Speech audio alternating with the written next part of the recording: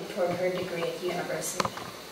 Oh, okay. At the University of... Today is June 22nd, 2010. We are in Oxford, Iowa, and I'm interviewing Martha Hightshoe Schemmel. Martha Hightshoe Schemmel. Martha, thank you so much for spending time with me today to do this. We really appreciate the historical record and all the knowledge that we can get from you. I like country schools so much that I'm happy to do it. Okay. Where and when did you teach country school?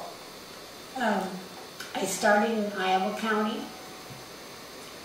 Marengo, Iowa was our county seat, and I was at the far end of Iowa County, so I had some difficult roads to drive if I had to go to a teacher's meeting. I also checked out my library books because the school had so few, and I could check books out from the Marengo library. Do you know that, were you always, when you taught country school, were you always in the same school, or did you teach in different ones? Taught in different schools. Do you know what years or what numbers? I wouldn't have, this was my first year, so that was 1946. Do you know the number of the school or the name of the school? Green Valley.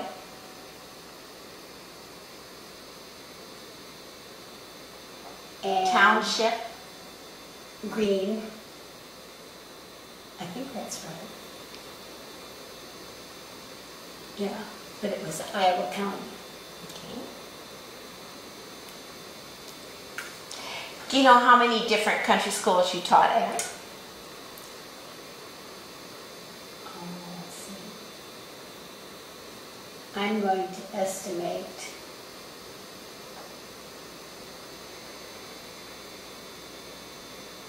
Would you like me to name them as I go? Yes, okay. If you know all right, them. I'm going to say, all right. Okay. Green Valley was my first year, and I married in April of that year, therefore I moved closer to where we were going to live the second year. That was at Richmond, Iowa, in Washington County.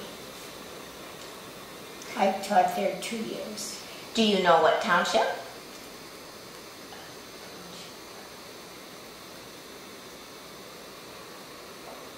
Or the name of the school?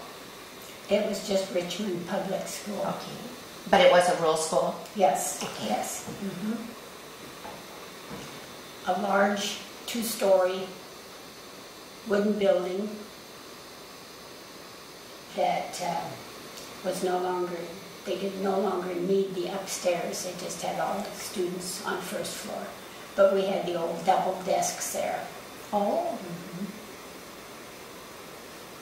And I had 33 students in that school.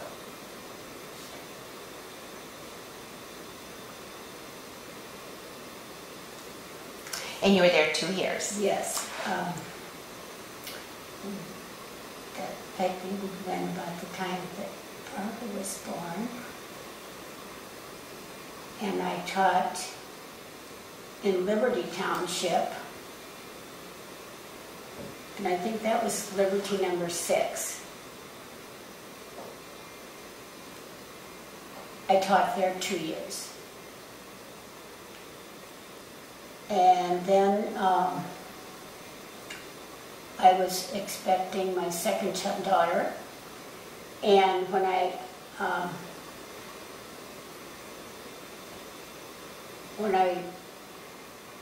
taught again, let's see,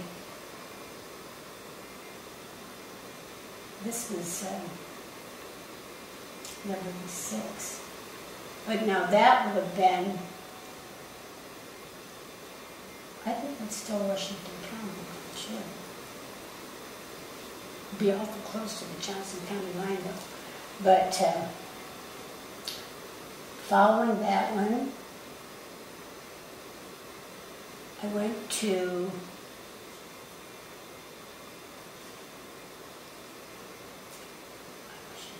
these this down before.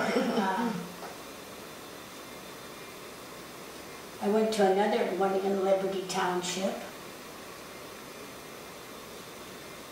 And I happened to be into that one because they had a teacher that left in the middle of the year.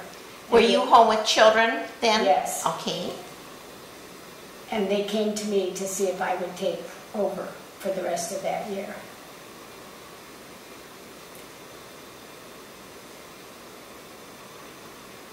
So you just finished out the year? Yes. I believe that that first Liberty School I told you is just coming to me now. That was called, I think, Pleasant Valley Township.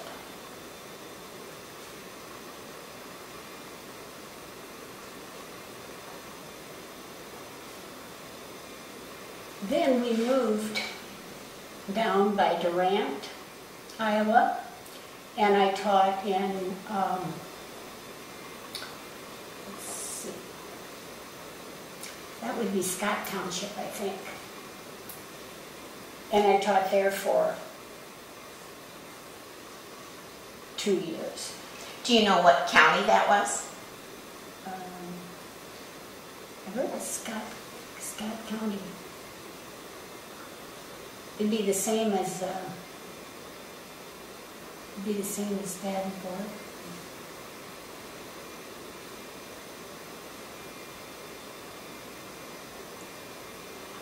Okay, and I was at that school for 2 years, and then I came back to Riverside, Iowa,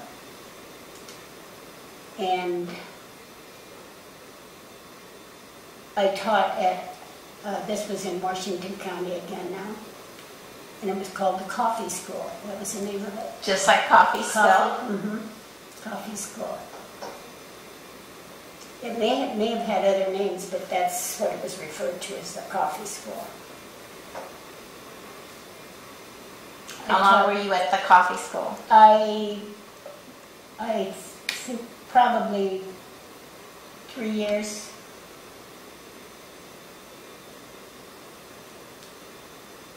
I can remember my youngest daughter going with me to visit one day, and she was about 3 years old. Following that, that's about the time the schools started merging and closing some of the country schools. And our coffee school was closed, and the students from coffee school were sent to Daytonville.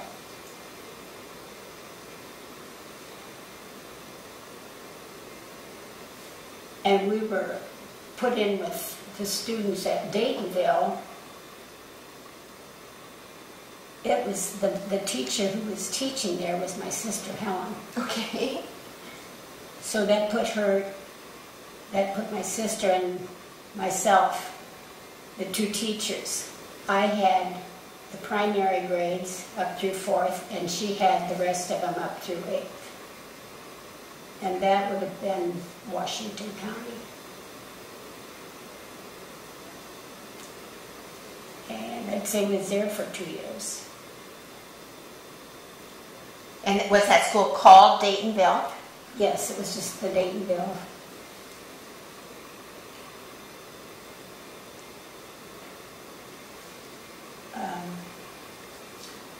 Following that, I think I would have gone to Johnson County.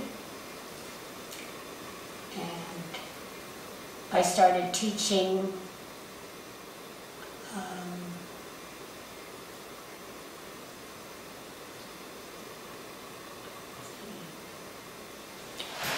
it had a number too, and I don't want to think I'm stuck with 6s, but it seems to me it was 6. Okay. But it was north of Liberty, a rural school.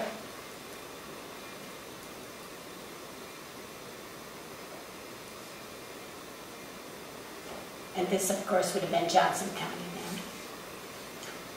I taught there for 2 years.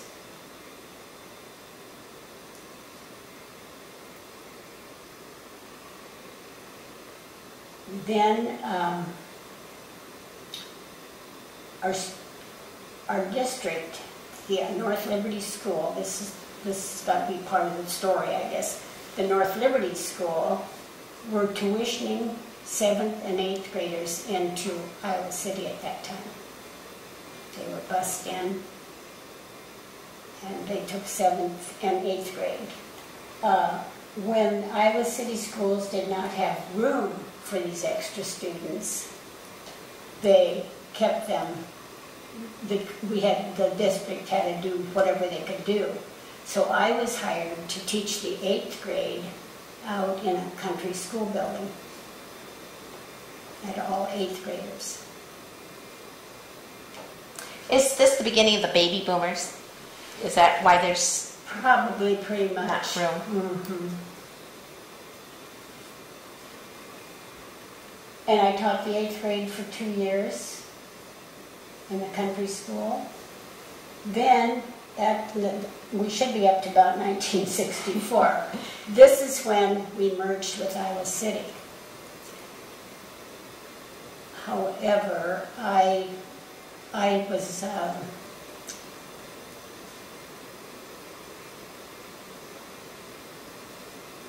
was hired to teach the 8th grade, and then the next year they took the 8th grade and 7th grade both, and I said I would take whatever grade, wherever there might be a vacancy at the North Liberty School, so that I didn't have to commute to Iowa City every day.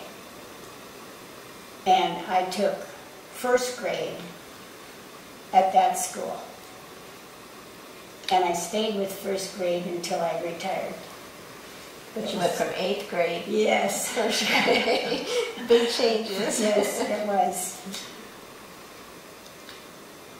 Okay, that tells us where you taught. Now, I'm just assuming, now I don't know how these years are going to add up. I should have done this prior to this, but I just knew I didn't have the records for it. And after all of these years, you don't have to stop and think about where you went next.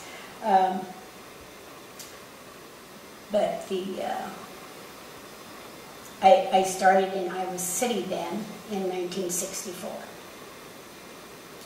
And I think they gave me credit to put me on the wage scale. I think they gave me credit for 18 years in the country schools. Okay. So that's where the total the figures might not come out exactly right here. But I can't think of any schools that I was in that I missed. Okay. All right. But I'm not sure about the length of time. What about your room and board arrangements? Now, you taught 1 year single. Yes. And I didn't even have a driver's license at that time. Okay. I did not have a car. My dad took me, I got room and board with a widow lady that had 3 children of her own, and she offered to rent me a room and give me my meals for a very minimum amount. I can't quote it today, but it was very minimum. And then I walked from her place to the country school each day to Green Valley. Do you have any idea how far that was? Oh, I doubt if it was more than about 1/8 of a mile. It wasn't a long distance. What did you wear to school? Well, I think always dresses or skirts. And basically, whatever I had, because I didn't have the funds, hadn't made any money at that point to buy a lot of clothes. And I jokingly told one of my high school roommates came to my retirement party. Well, not a roommate, but one of my classmates. And he said something about, well, Martha, it's nice to see that at least 2 in the class were successful. And I said, I had a laugh. I said, yes, you know, I have a picture here. It's over there on the table. And I'm wearing a pair of saddle shoes. And it was the only pair of shoes I owned. And I said, today I probably have somewhere between 100 and 150 pairs. So if you want to measure shoes to say you were successful, I got there. You hit the top. Yes.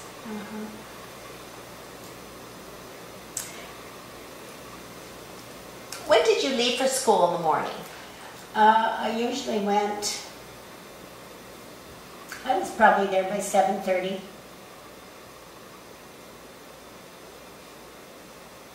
Oh, the first year you walked 1/8 of a mile, and then in your other teaching times, were you driving?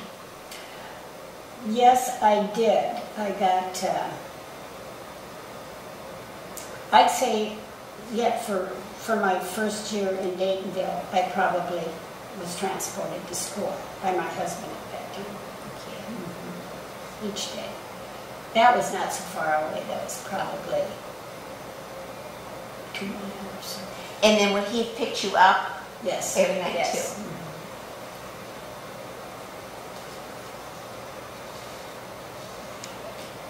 So that was Daytonville. So 1 year you walked, and 1 year, or 1 or 2 years at Daytonville, and all the other years. The other years, and I did get my driver's license, and Barbara was a little toddler in the back seat when I was learning to drive. I remember because I put the brakes on too quickly, and they were we didn't have safety belts then either. So that's how I remember the year I taught. Was at Daytonville, and she was with me one day when I was driving. Do you have any special memories of your trips to school or home? Anything special ever happen? Well, I just remember that went through some awfully deep snow drifts. The snow was, it was almost like when I drove down to this Liberty School north of Riverside. It was like Liberty 6, whatever I told you. That school, I can remember driving, and they'd opened the road, but the snow was higher in places than the top of the car. It was like you were driving in a tunnel with no top on it, you know.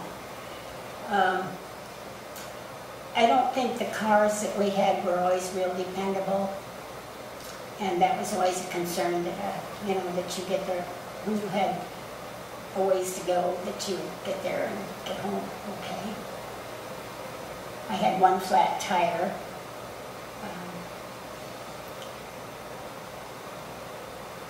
And I think I was within walking distance of home, so I just parked the car and walked home. Good. My husband might change the tire. I'm wondering, I don't remember mentioning teaching at Durant. I think we did talk about Durant. Yeah, Scott Township, or Scott County. Pretty sure. Yeah, that's Durant. Moved to Durant, 2 years. Other than that, and then when I was at Green Valley, like I say, if I had to go to Marengo for a meeting or something, the roads were horrible in the wintertime. I mean, in the spring. And this is when you're not driving and you don't have a car, so how did you get to those meetings? Let's see. I had the road with Helen because she was in the same town. She was in the same township. So Helen would have picked you up. Yeah. And I think I rode with her a few times. But they didn't require the number of meetings during bad weather that they did. I don't think. We didn't seem to need it near as much. Like I would see schools today, every Thursday, got an in-service somewhere or something. We didn't do that. 3 mornings a week. Yeah, right. Okay, tell me about your schoolhouses and their surroundings. Now, you've taught in, 8 different ones? Mm-hmm. Basically, they were all about the same. Green Valley School, you stepped on a little concrete entryway, a concrete floor, like a porch, and it wasn't a porch, it was just a piece of slab of concrete, directly into the classroom. There was no entryway. We went directly, it was one room. And It had the blackboard, the chalkboard was on the north end of the building with no windows on that end, of course, because it was chalkboard. And the maps hung above the, you pulled those down. The globe was on a rope and pulley, and you lifted the weight and it let the globe come down to where the kids could observe it. And, there was 3 windows on each side, an oil stove in the middle of the floor, and that was not hooked up to any fuel tank outside. I had to carry the fuel in and put it in the stove, pour it in the back of the stove. When you filled it in the morning, did it last all day, or did you have to more than once during the day? I don't remember having to fill it more than once. I did have an incident happen there that was a lesson well learned. I had a skeleton key to the door, and I always put it up in the coal shed on the ledge above the door, so I wouldn't lose it or leave it at home on Monday morning. That's where it went for the weekend. And I came and I had my things in my hand that had to go in the schoolhouse, and I picked that key up, and with my hands being full, I put the key in my mouth. Well, it was winter, so the key stuck to my tongue. So it was a little. That was a lesson learned that never got repeated. So. Oh, ouch! Yes. We had a pump, but most of the time, at the school where Helen was our teacher, that was called Tucker. Did I get that information? That was Tucker. At that school, there seemed to be pumps, but the water wasn't always considered good that time of the year, especially because we hadn't been used all summer. And we had to walk to our neighbors and carry the water back. Was that somebody's job each day? Yeah. Or the teacher? The kids took turns carrying the water. And the farmer that lived there was very nice. We went through his orchard. He'd allow us to have an apple on the way through if we wanted one. And Green Valley also. I think I must have had to haul water for the school.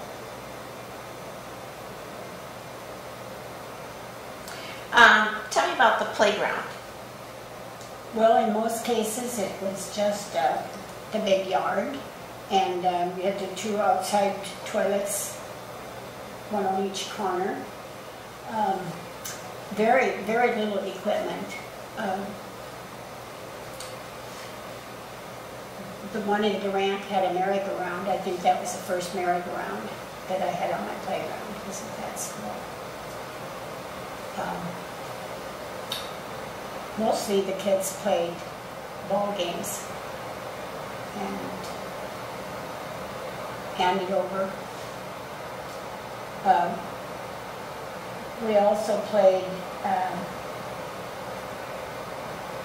I'm almost getting back into my own childhood at Tucker, because I went to Tucker and Helen Tucker, but we used to play black man. And it was, one side of the schoolhouse would be one base and the yard fence would be the other base. You had to run from one base to the other, but you could not turn around and go back to the base you left. You had to go the whole thing. And as you tagged people, then they were your helpers. That made them able to tag people also. And it went until everybody was caught. Everybody was caught.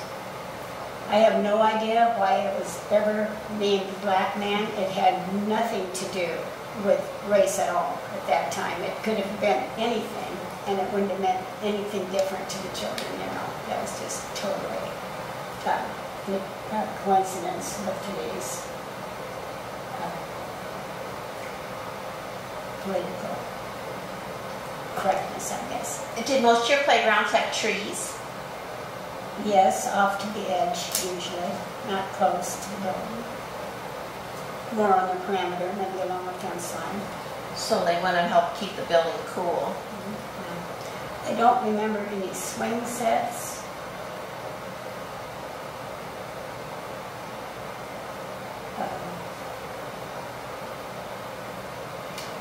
Like I say, it was basically playing ball, handy over, black man. I always went out for recess with my classes. I never sent them out without me. I was always part of the gang on the playground, but when we went back in, it was all business again. And the kids always enjoyed that, I think. They were choosing up sides to have a ball game. They'd like to be lucky enough to choose first, and you get the teacher on their side. We also at that time did something which was a little unusual. We did some intramural ball games. Like on a Friday afternoon, we'd have some parents load up some of the kids. Maybe a couple of parents would do that, and would take us to another school, and we'd play their team. And their school would be just like ours. You'd be using the ones probably from 3rd grade up to be on your team, up through your 7th or 8th graders. But both teams would be the same. But we used to do that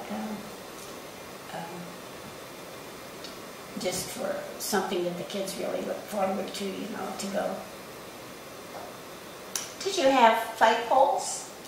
Yes. Always? I have a report here on one of my things. It says, have you made it a regular practice to display the flag each day when the weather was favorable? And the answer, it says, if not, state your reason. It said no flagpole. Oh. So that was Green Valley. Okay. Yeah. What tasks did you do before the children arrived? Well, if there was any snow to be scooped off the porch, you probably did that. I think most of the janitorial work you had done before you went home the evening before, so it wouldn't be that type of work.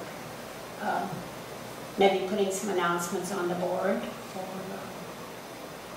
I think usually your supervision of the students came whenever they started arriving, and they could arrive anytime. They didn't come by bus, so they just came walking, and you were on duty when they got there.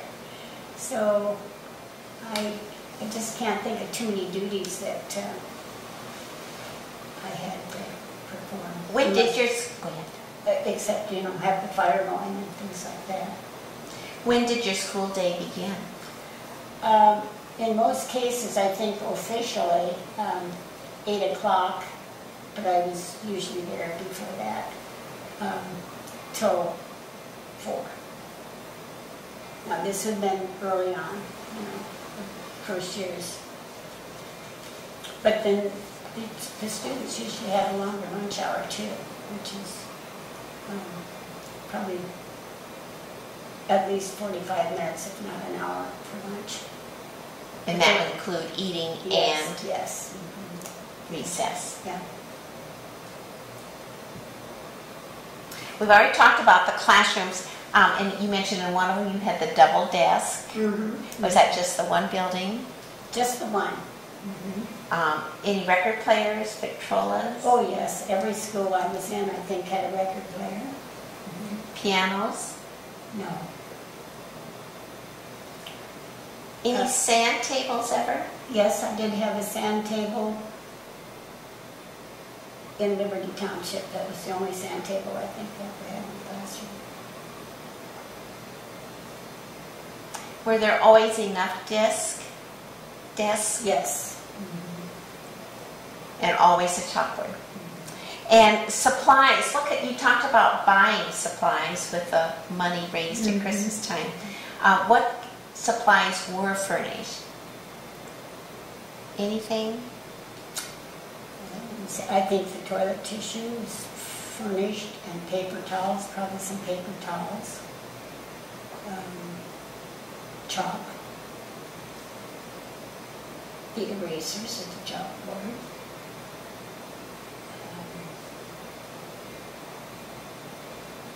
That's basically, I think, pretty much at the very early, because you always had your school supplies when you went to school. The children brought their Yeah, own yeah. supplies. So what kinds of things did they bring? Well, they probably bought paste, not blue paste. The eating kind? Yeah, that's spearmint covered flavored. Books. And where did they buy their books? Well, usually, and as I recall, like at Wellman or wherever, North English, we might go to,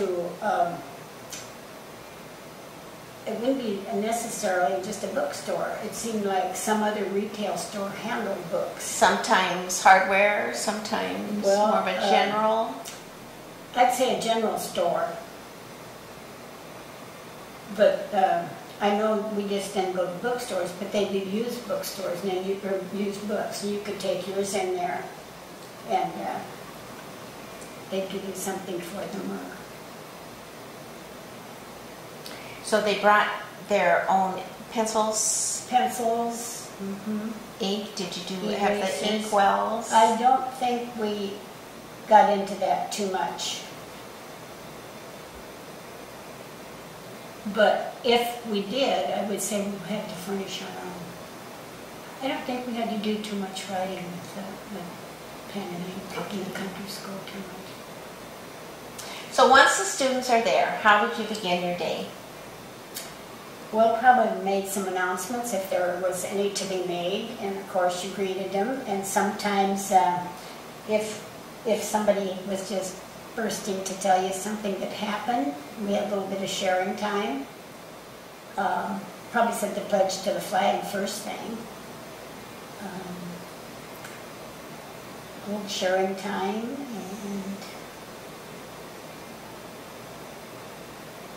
and I think that probably was pretty much it, because once they got their instructions for what they were to do that day. But in the country school, the children usually knew that ahead of time because of their schedule. They knew that they would get a math lesson today, and it was going to be due not tomorrow, but maybe 2 days from now, and they had that time. Would you say they had a lot of homework then, or were they able to do most of it at school? I think most of it was done at school. I had parents ask about homework some at times, even for first graders, and I told them that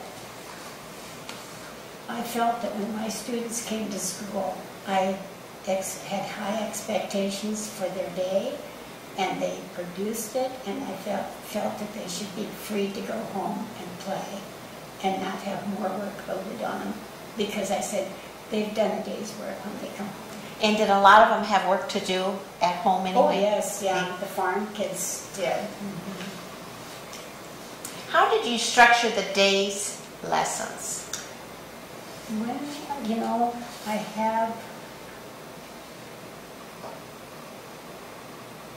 I think I have a copy here of my Green Valley. Oh my. My Green Valley schedule.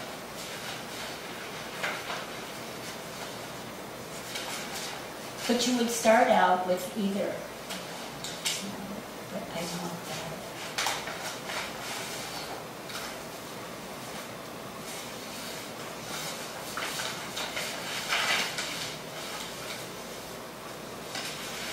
Well, you often put some groups together. Like you could have, if you were teaching hygiene or physiology, you could have your 6th, 7th, and 8th grade all in the same group. And you might put your 3rd, 4th, and 5th grade in a group. And if you met with one group today, you could maybe not meet with the other group until the next day. You didn't have these lessons every day. They kind of worked their way through. And it's just going to bug me here because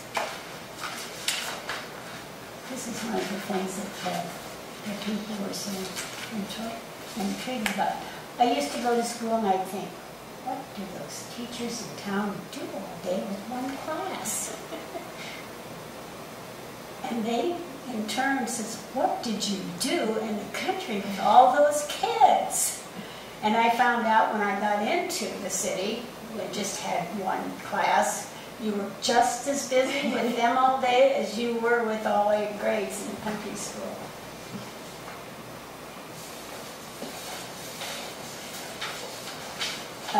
Spelling, you usually gave them their spelling list on Monday perhaps. You gave them a pre-test on Wednesday, and you gave them the final spelling test on Friday. That's the one their grade came off of. So they had all week to study their spelling. And again, the spelling could be done like your 6th, 7th, and 8th grade might have the same list that you might have 3 different groups, you know, or your primary grades probably didn't hit.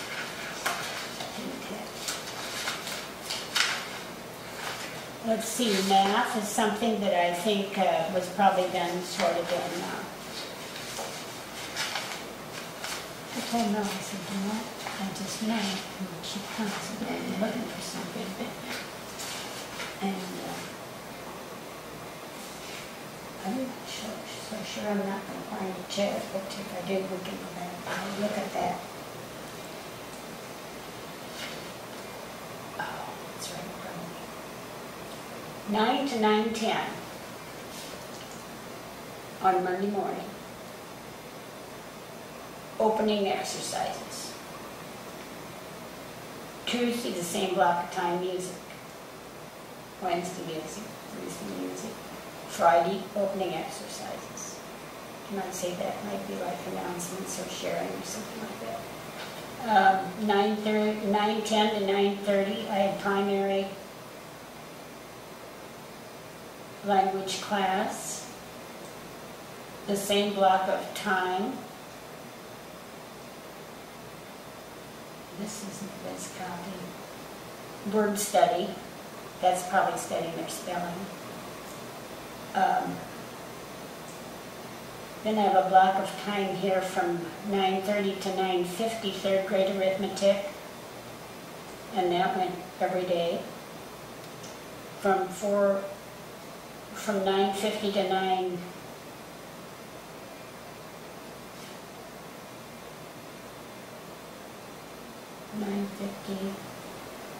I'm not sure.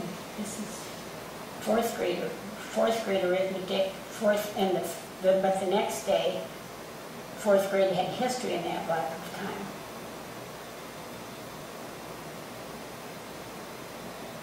I've got 10:15 to 10:30 here. That's a 15 block of time. 7th grade arithmetic on Monday. That same block of time on Tuesday was a history lesson. Wednesday it was arithmetic again. And Thursday it was history. And Friday was arithmetic. So there were 3 days for arithmetic and 2 days for 2 hours, or 2 blocks for history.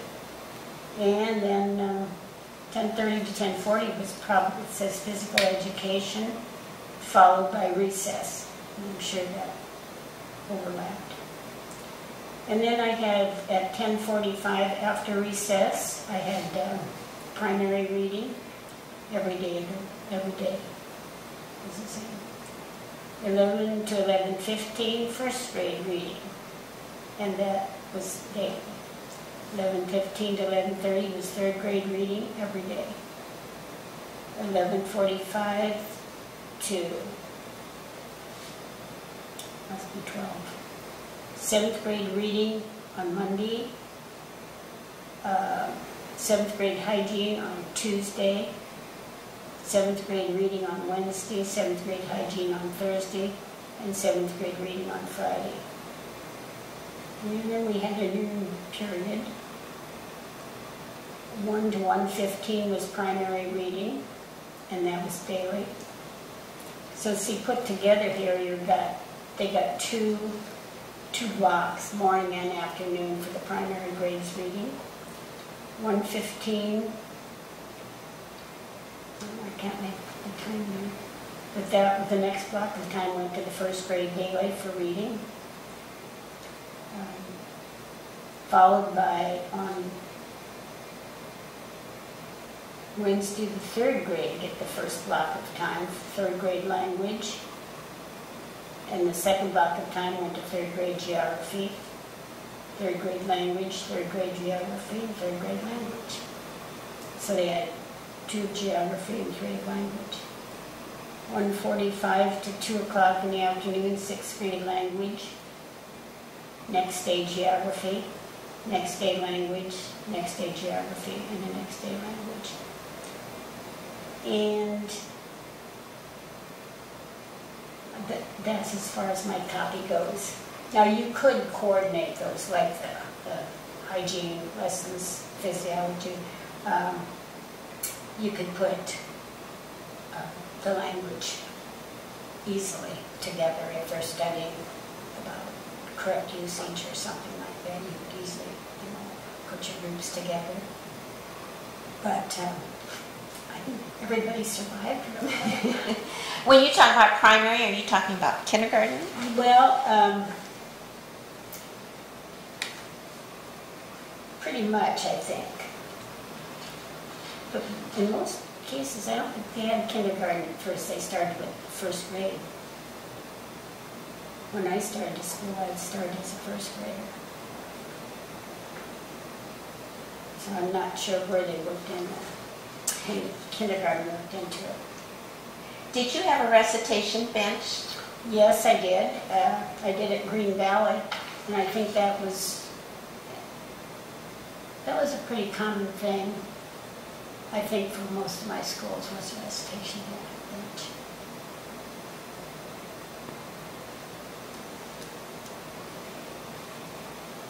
What type of desk work did your students do while you worked with the other students? Well, like I say, they had their assignments ahead of time.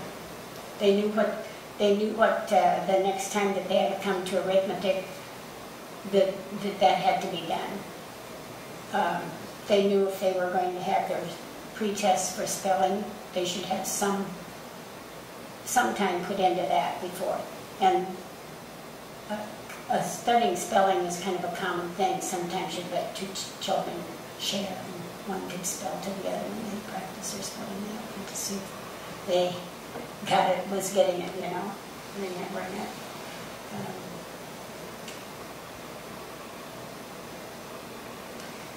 Do you remember how many students were in a grade? Or you mentioned the one school had 33, 33, but that was the largest group I think I had. What was the smallest? I guess around 18 or so. I think when I took first grade in North Liberty before I become part of the big district, and I had 1st grade, I think I got up to 33 1st graders there. And I think 2/3 of them were boys. That's quite a makeup of students. I know the principal came by to see how things, poked his head in the room to see how things was going, and I had a summer cold right at the time school started, so I was not feeling the best anyway, but I went from 8th grade to these little 1st graders, and I told him, I said, if you look in and you don't see me, check on the chandelier. Because it just seemed like you had little ones holding on to you, wanting things. But I certainly did enjoy it. I enjoyed everything I ever taught. There was just no getting around it. But I did love 1st graders too. And I think what made 1st grade so special is that you got to start them out. It wasn't review. It was, here they are, and you're starting from scratch, and you got to do. Where you get to 3rd grade, and if they're having trouble with reading, then you've got to do remedial work along with your standard.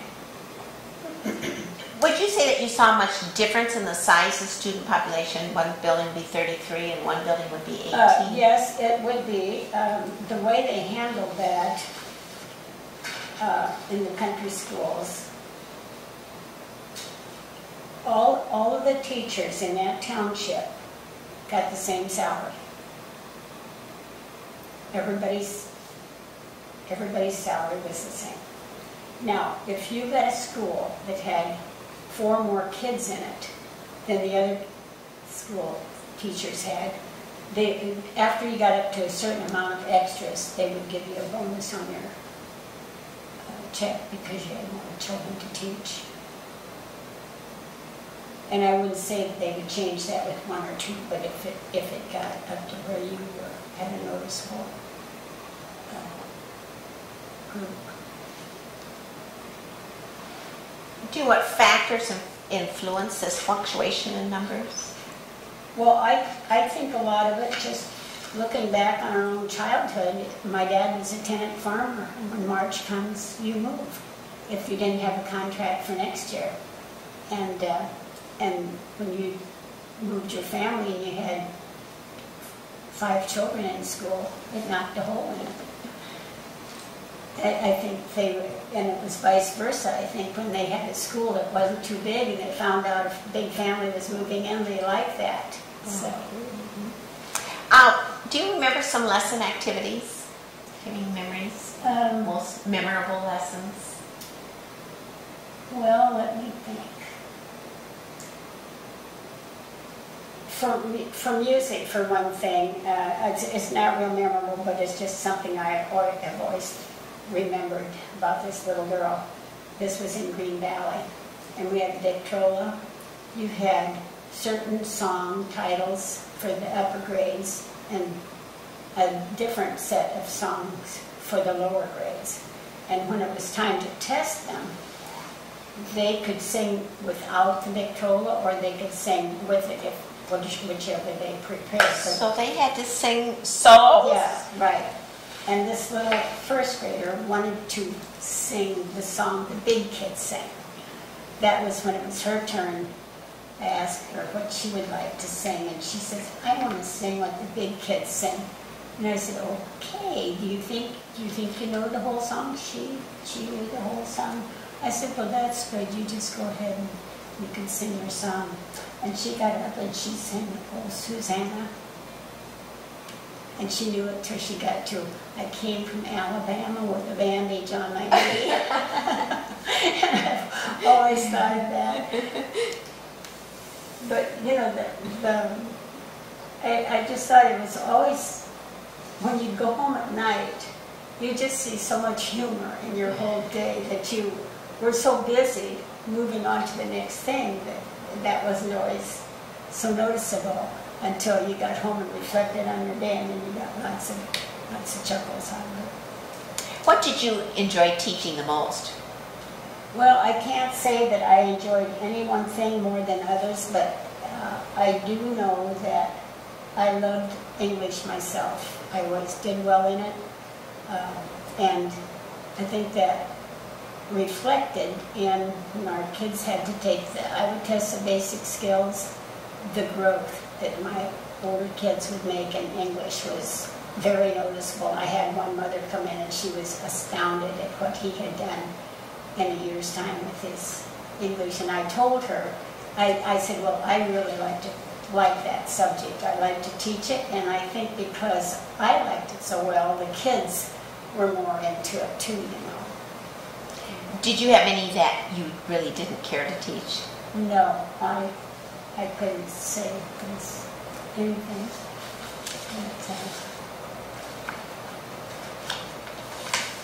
Did you ever have any helpers? No. What rules did your classroom have? Well, I think one of the questions was about using the outside facilities. Usually they were pretty good about using the restrooms the toilets at recess time. I would remind them, you know, if you have to go to the bathroom, let's get that taken care of. If you are able to do that, and And we usually didn't have too many, but never did I let two go out together at the same time. If one was out and another one thought they had to go also, they couldn't go out at the same time. Their friend went out, the other were to one of them was back in the building. What discipline techniques did you use to enforce your rules? Well,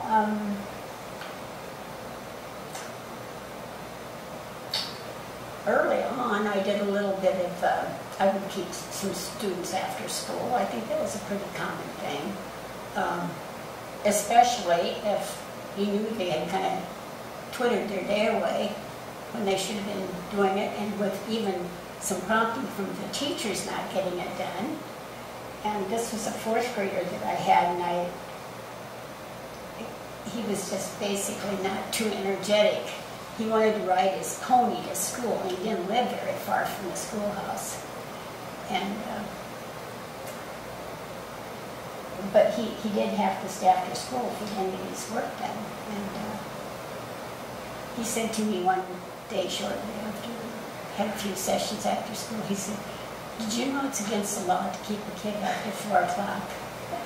And I said, "Really?" I said, "You know, I've never heard of a teacher being put in jail for that." But back to his riding the pony, then that posed a little problem because the kids would want to ride it. And I said, if you ride a bicycle to school, it gets parked.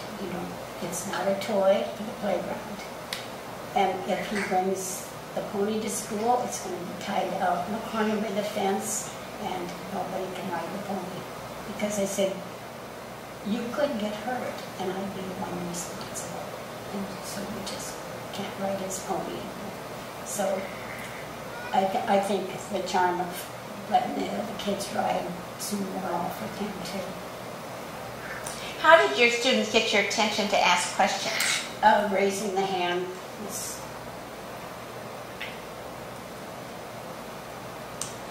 unless they were in the circle for their lesson, then they would probably have to raise their hand, but it just was never so many there that you couldn't ask a question in the class. Probably. What procedures did you have to get ready for lunchtime? Wash your hands, and we had somebody pour the water and rinse your hands. Back to Green Valley, that's where a lot of my experiences started. We had a wash basin, and I had a little boy, I think he was about 4th grade, who had spots on his arms, so like sores, And I asked him about them, and he said they're the mosquito bites that are infected. And well, pretty soon somebody else had infected mosquito bites, and pretty soon the teacher had some infected mosquito bites. And I went back and he says, "This is good potato." And at that time, they daubed you with this purple treatment. I know. I was wishing I was parked closer to the doctor's office that day. I had to come out with that purple stuff on my face. But that's what we found out. It wasn't the hard way. That was early in the fall of the year. The students brought their lunches? Yes, practically all of them. I think in North Liberty, where we had more of a population right close to the school, there was a few of them that would go home for lunch with the students. But I think other than that, anything special that they brought?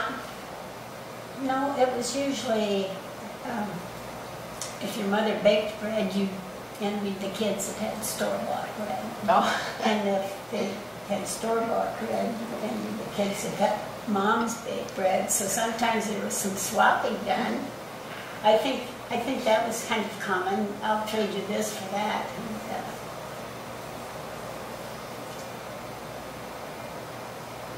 where did they keep their lunch pails? if there was a room adjoining to the classroom, they'd be on a shelf out there. And if there wasn't? If there wasn't, then they just had to sit in the back of the room. And where did you eat your lunch then?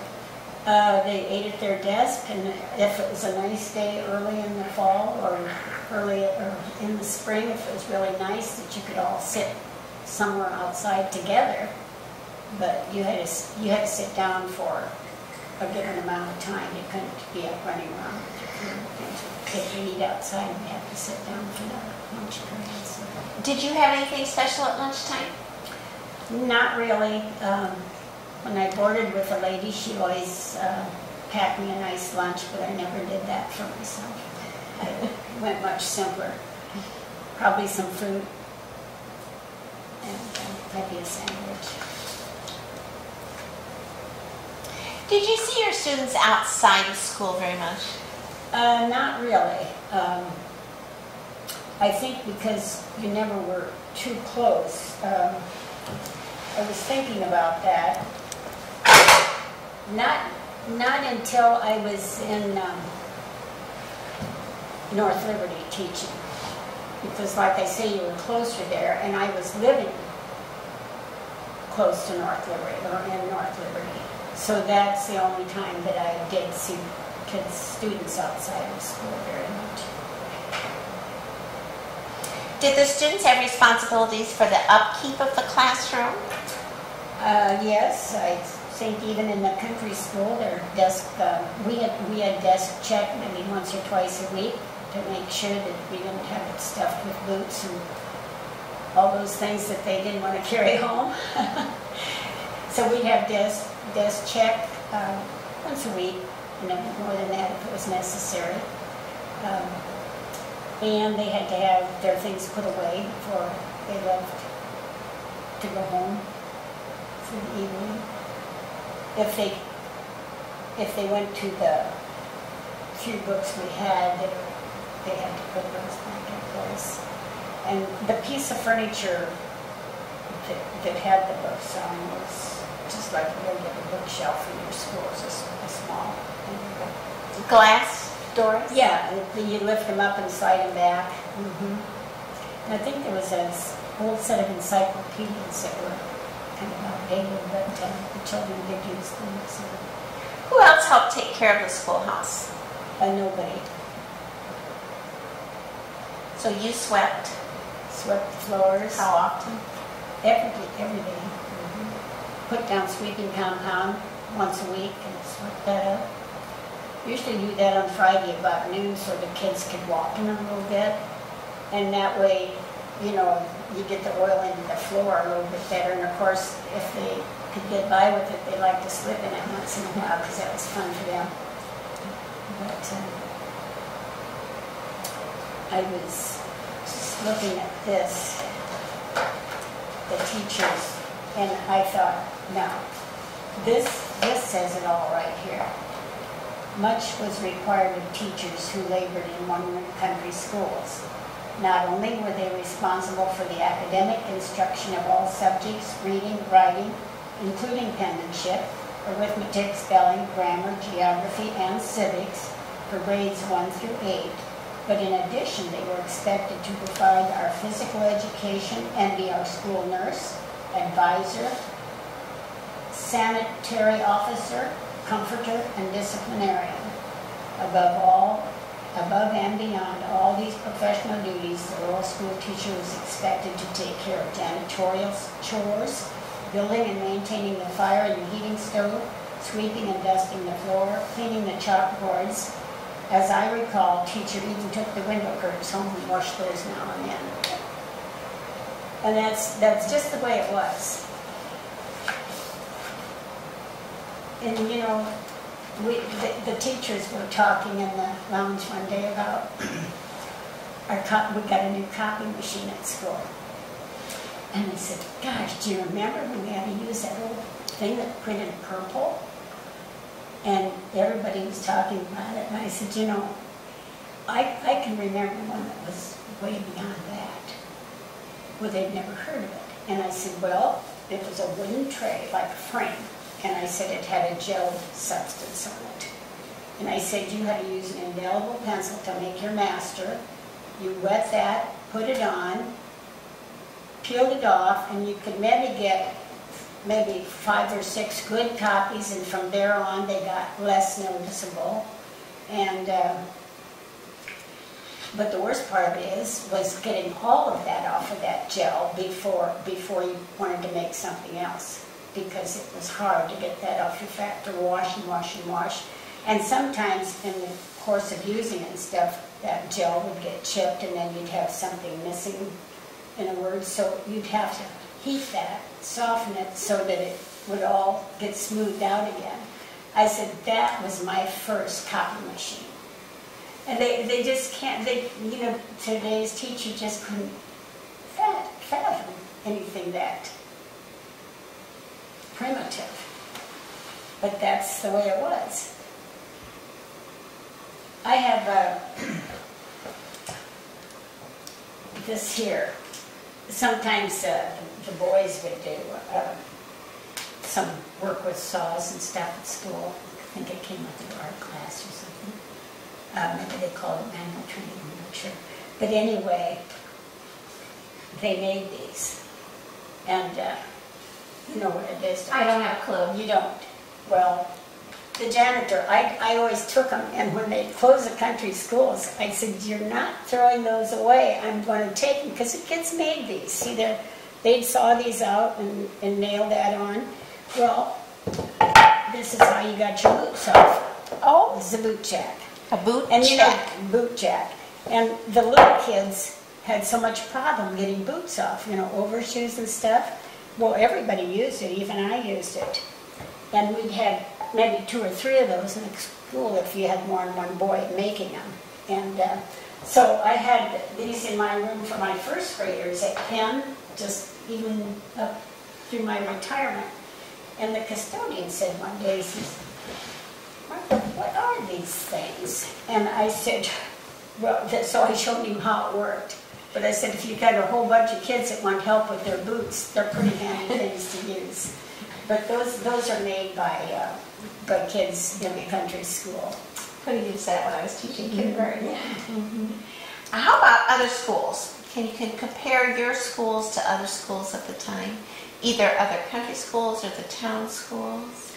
I think the country schools went pretty much the same. We all had pretty much the same expectations as far as the county superintendent was concerned. I think if there was any difference, it would then in the way the teacher handled the class. And I think that was where the success of your country school come in, was the management, And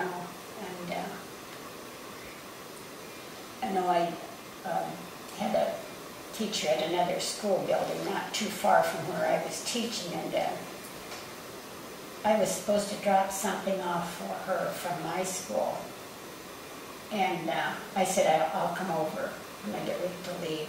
We didn't have phones, we couldn't call each other, so I said, I'll come over. I'll probably take 15, 20 minutes to get my room in order, and then I'll drop this off on my way home. And I said, well, how late will you be there? And she said, I'll be here because I've got some boys after school. And I went over, and those boys were having a heyday. They were playing, they were running around the room chasing each other, and I thought, this can be punishment.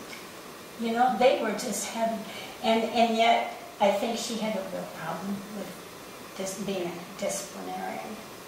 And I see that in teachers even today.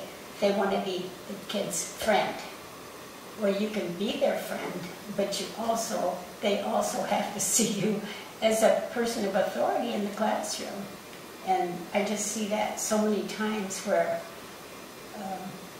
when they have 2 or 3 going down the hallway at the same time to go to the bathrooms, that's just not something that is the best. Asking for trouble. Yeah, right. But that I think would be one of the things.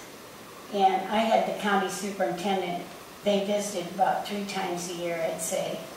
And you never knew when they were coming. It isn't like today, you have your appointment set up, and you know when they're coming in, and you get to plan your lesson and pick your lesson. Well, in the country school, they dropped in whenever it was convenient for them, or for their schedule. So you never knew when they were coming. But this school of 33 I had lots of problems with discipline before they hired me. And the superintendent came in one day and he says, it was like the 4th or 5th weekend of school, and he says, you know, I just can't believe this. I just can't believe this. He said, last year if I'd stepped in this building, they'd go like ants going every direction. And everybody was on task, you know. And he said, I know this isn't, the superintendent, not the superintendent, the director of his school told me, he said, I know, Martha, this probably isn't fair to you, but we know what Helen did with 50-some students in Daytonville, and we was just hoping that you could come in here and help us with our 33.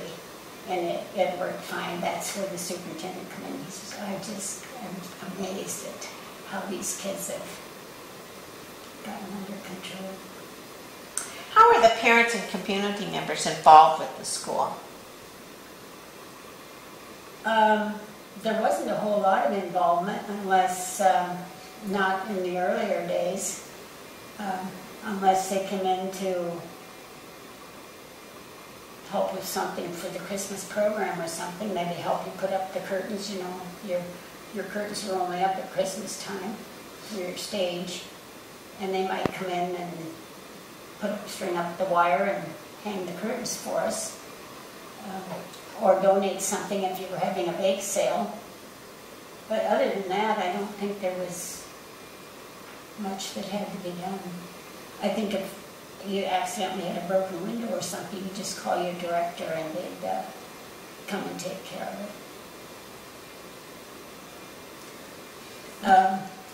it. There was no questions about your payment here, you know, your checks, what you were there for. My first job at Green Valley, they didn't bring you your check on payday. They didn't mail it to you. You had to go to the director's house and get your check. And like I say, you didn't have a phone, so sometimes you got there and nobody would be home. And you don't have a car. Yeah, and like Helen said, she went to pick her checks up sometimes and had to actually go down to the barn and wait for him to finish milking the cow before he went to the house to get her check. But anyway, I got my first payment, and I went to the bank to cash it, and they wouldn't cash it for me. And I couldn't understand that, so I took it to another place to get it cashed, and they wouldn't cash it for me. And I said, Dad, they won't cash my check. He said, well, let me see it. Well, he said, this is just a warrant for a check. And he said, I'll take you to my bank and see if they'll cash it for you. So we went to his bank, and because they knew Dad, they cashed it for him. But this, I guess they said, like, certain time of the year, the funds would get low, and they didn't have money to pay the teachers, so they'd issue warrants. And my first grade teacher, we discussed this one time after I was an adult and I was visiting with her. She said, Martha, on top of that, she said, there might be a wealthy person in the community that would buy your warrant for you and give you cash. But she said they also wanted a little something for doing that for you. Be like what we call interest today, I suppose. So I said that came as a big surprise too. And I know there was a while when we had high waters and the road was underwater and I couldn't get in on payday to get my check, you know. So it was always kind of an experience too. After you was so looking forward to that first paycheck, you know, what it was all about here.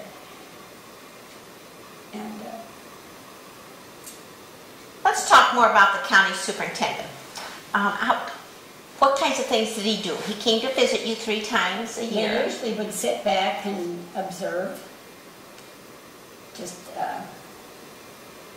now, they also could be disciplinarians. We had a supervisor that came to the North Liberty schools, and this was before we were part of the Iowa City District. I had first graders, but they were so afraid of him. If they were on the playground and it was muddy or wet and they didn't have their boots on, they or it was a mild day and they had their sweaters off or their coats off, he would just really get on them. And some of those little kids would actually start crying if they felt the superintendent was coming. They were that fearful of him, you know. And but I had a woman supervisor that came to me at Green Valley, and Lenora Hartman was her name, and she was so impressed with my first grade teaching, or my first year teaching, and she said, with my scheduling and everything was going so smoothly, she said, it's just hard to believe. So many teachers, it's not like this their first year. And I said, well, does having attended country schools make it easier? I said, I felt like I knew what to do. I didn't need the college courses to teach me what to do. I knew what to do in a country school. You just knew. And she said, that's the whole thing. If they'd been in a situation where they were one class all the time and went out to teach a country school, they were overwhelmed. But she was very impressed, and she said, and I would like to say at this point, she got in on my primary reading classes. She said, if you ever decide to go for single grades, she says, I sure like the way what I saw with those little ones. Mm-hmm. She said she thought I'd really like that. But how much did you get paid? I think I started out with $65 a month. And I think Helen probably was less than that. Did she coach anything? I don't remember. Well, I know hers was less because she was 6 years ahead of me. Okay. Mm-hmm. And I know it was like, I'll just throw out a figure, like it could have been maybe 45 to 50. Okay. And we just thought she was rich, you know? It's just, gosh, how much money? And yeah, it's, I think 65 is what I started out with. Mm-hmm. And what training did you have? Well, I graduated from high school in May. I turned 18 in July, and I was teaching in the middle of August. I was 1 month into my 18th year. And did you have normal training in high school? I had to go to Cedar Falls for, I think it was 12 weeks. And what was through the summer, it was like a summer session.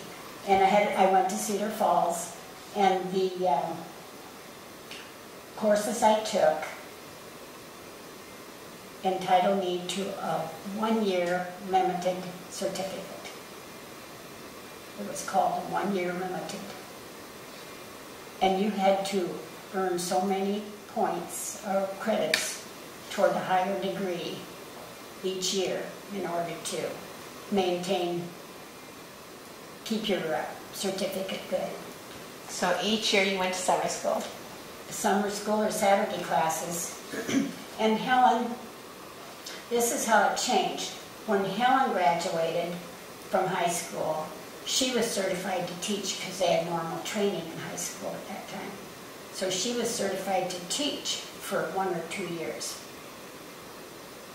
And then she'd have to do the same thing. She had to be taking courses to add to her knowledge. Then I come along 6 years later, and I had to go, after high school, I had to go to Cedar Falls for the summer and get that 1-year limited certificate. And that was for my base. And then Lorraine, 4 years younger, she had to have a 2-year certificate from college. That's how it was changing.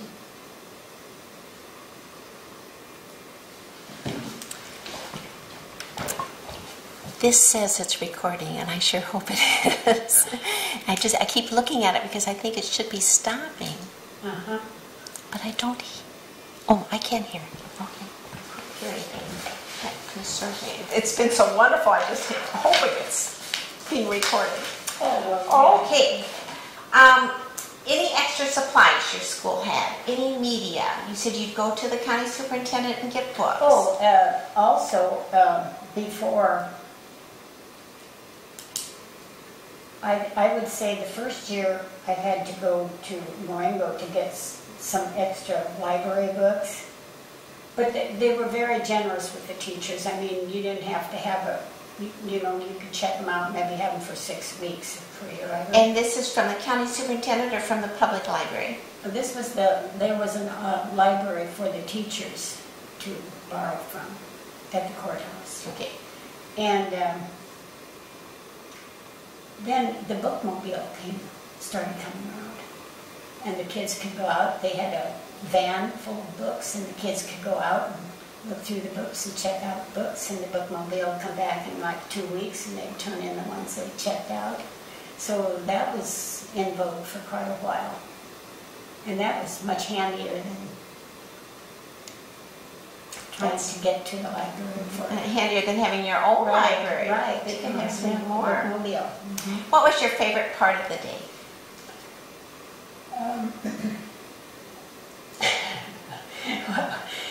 I'm thinking I have a little book of jokes over there, and I was just looking at it before you came, and it shows the kids' school's out, and the kids are yelling, they're going down the street, school's out, it's Friday, school's out, and it shows the teacher kicking up her heels and says they think they're the only ones that are happy school is out.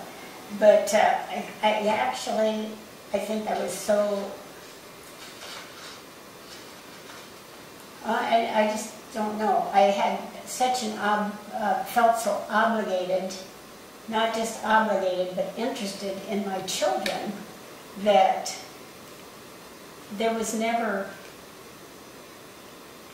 I never felt I was, would rather be doing something else. I think I said that at my retirement. I said, I never ever entered this, have never ever entered the schoolhouse and wished I was somewhere else for the day. It just never happened. I would go all year and not use my sick leave, and because I knew that my kids, my students weren't getting out of the day what they were going to get if I was there, but I, of course, when if I was sick, I had to use my sick leave. I did, but you could see that abuse sometimes too, especially then if they changed it to where if one of your own children were sick, you could take your sick leave too. So that What's the worst memory you have from your country school teaching? Well, it's really not a bad memory.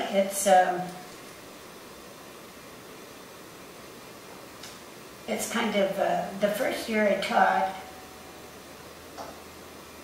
at Green Valley. You were secluded. There was no house close by. You didn't have a phone. And the children had gone home, but I had a little boy that I kept after school that day. His name was Harold Moffett. And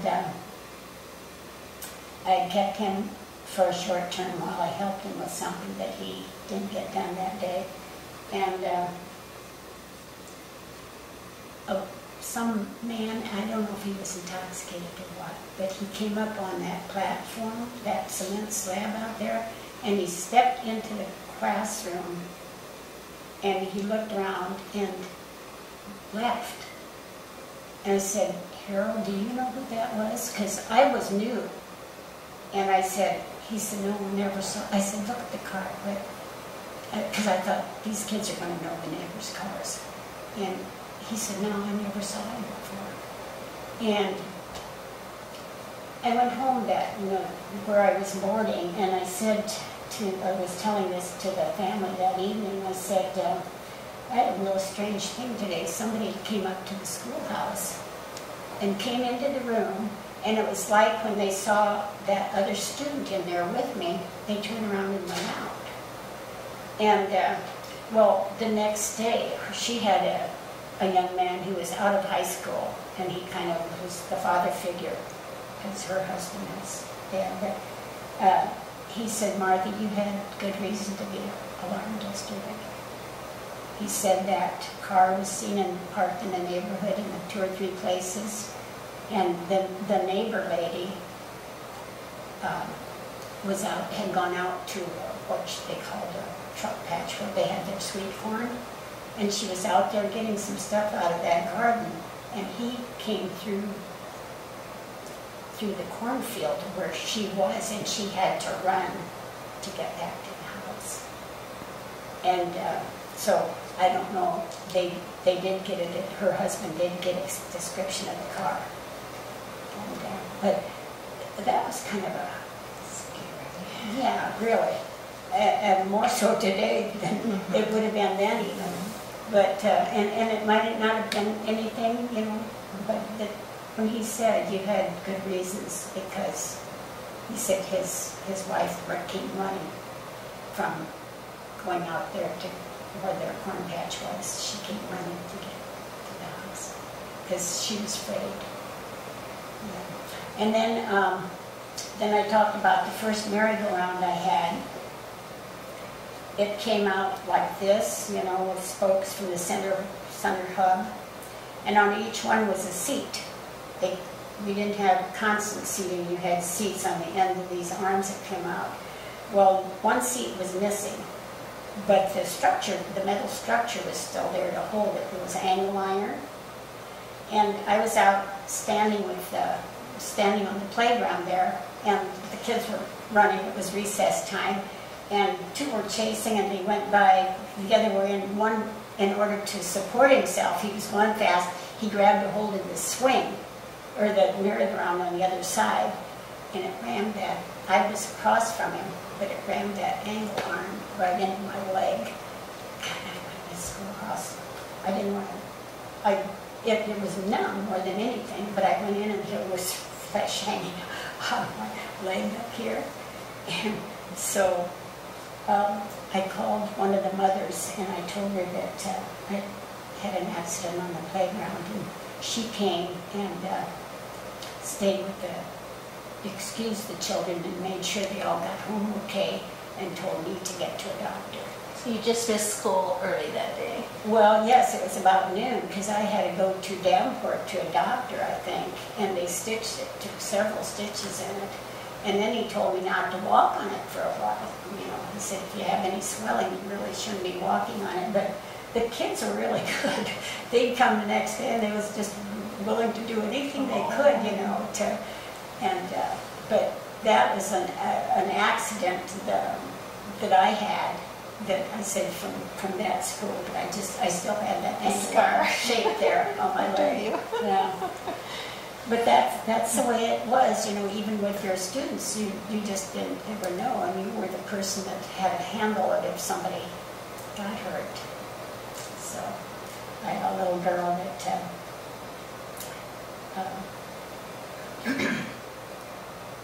just as the older boy got ready to swing the bat, he brought it back like this. She ran behind him. She was a littler tot. Took her right across the eyebrow. And I had to get her parents there to take her to the doctor. And I was so scared. I was so scared when that blood was coming from her eye area, And it just really worried me. I was standing there. I saw it happen. And the father come back, they had it all stitched up, and he said she never even cried.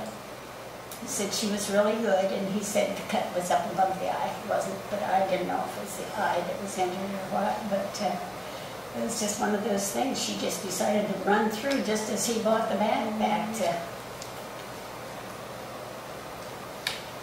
those are just incidental things that I mentioned. Why did you choose to teach? Well, I think all my life I wanted to be a teacher. And my sisters, not Helen, because Helen was Mom's helper, but we girls played school an awfully lot. And it's in my paper here that I said you could have a copy of. I said we played school, we made worksheets for our dolls, we had to decide who's going to be teacher for the day. It was either Lorraine or Mary or me. And we'd even get our pets and make them sit still. No wonder you were a good disciplinarian. But we played school so much. It was just a thing that we did. You know, we were on the farm. We didn't have bikes. We didn't have all the things that kids. We didn't have a TV. You didn't have any of that. So playing school was our favorite thing to do. And then you had Helen teaching, and she'd come home with her stories from school, you know. Up until that time, I didn't know if I wanted to be a nurse or a teacher, but I think it was Helen's coming home with her stories that really made me think I wanted to be a teacher too. So, and I'm glad that was the route I went. What lessons from country schools might we benefit from today? Well, I thought about that a little bit too. What was the next question? The next one is, how did the country school day end? Okay. Well, the day ended with the children putting their stuff in order, you know, cleaning off their desks, and if they make sure that they had their wraps on, if it was winter time, make sure that they had their boots on and coats buttoned up, because they had to walk home and you wanted to make sure that they were dressed. You know, some of the little ones sometimes needed supervision with that. I don't think I ever kept them to do any janitor work ever. They had to get their lunch pails, get ready to go.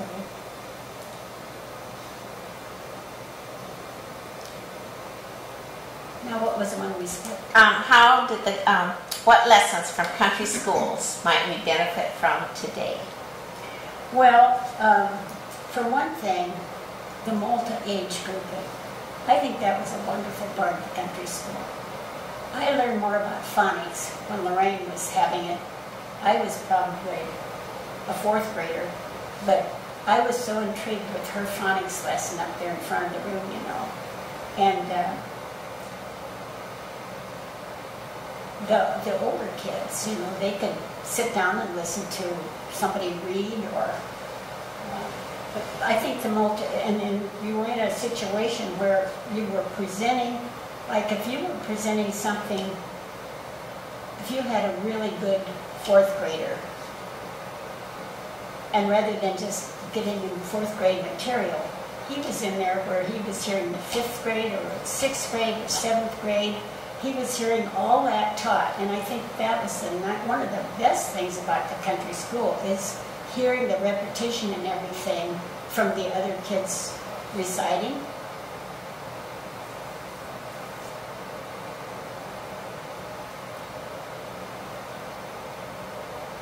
And the little ones, by the same token, you know, they'd hear